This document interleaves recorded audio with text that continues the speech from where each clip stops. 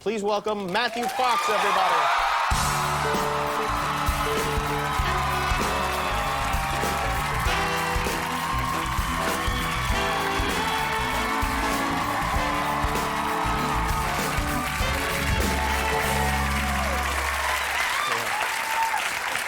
I'm so happy to see you alive right now. I really am.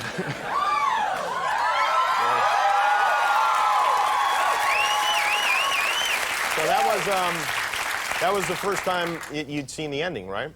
That was the first time, yeah. Just sitting backstage, and it's pretty moving. Yeah.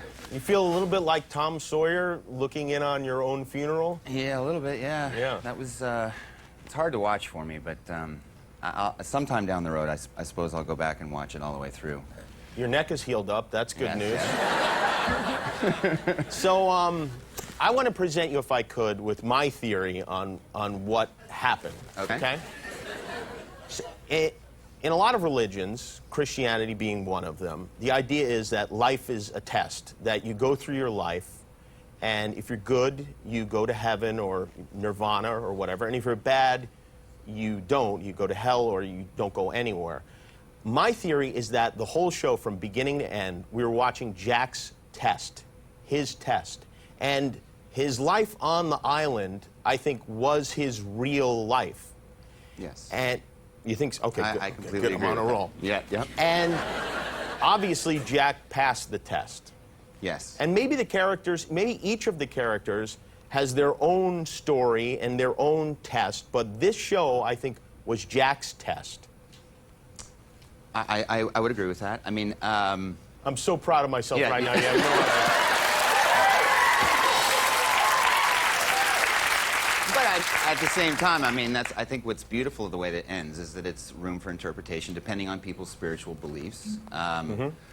You know, I think there are also religions that believe that when you die, you go to a place, and that place can last for a nanosecond or it can be an extended period of time, where you have to remember your own death and all of the people that were instrumental, that you loved the most and helped you the most and were the most important to you. You have to remember all of them, and in remembering them, lead up to the moment that you died before you can move on to whatever's next. I want to look at a clip from the first episode of this season, the final season. This is when you're on the plane again, and we'll take a look. Don't worry.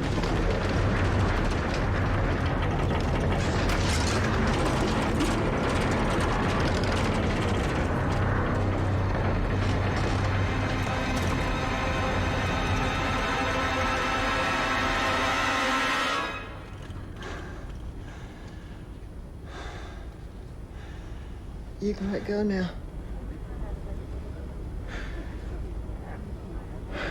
It's okay. You can let go.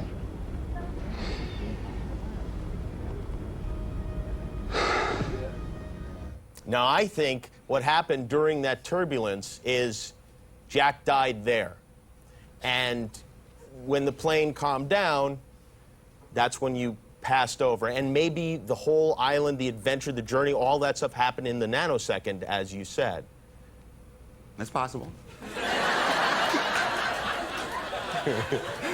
I have another theory I've been working on, because Jack was with Kate, and Kate was with Sawyer, and then Jack was with Juliet, and Juliet was with Sawyer.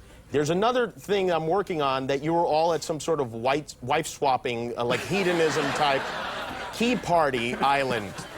All-inclusive, of course. You don't have to pay for anything extra, but... It was a little bit like that, that's for sure.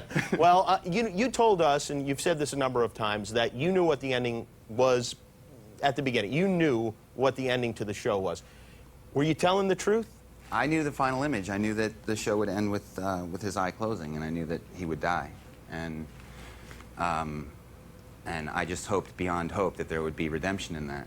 And I believe there is.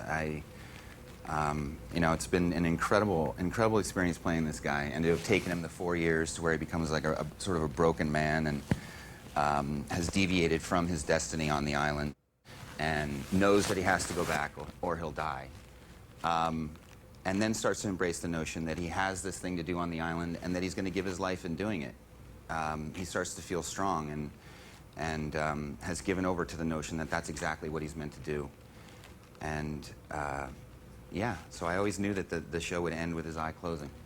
Well, that's, we got a lot of the gang here tonight. And, hey, can we just get one shot of your eye closing one more time? No way. As people drift off to sleep.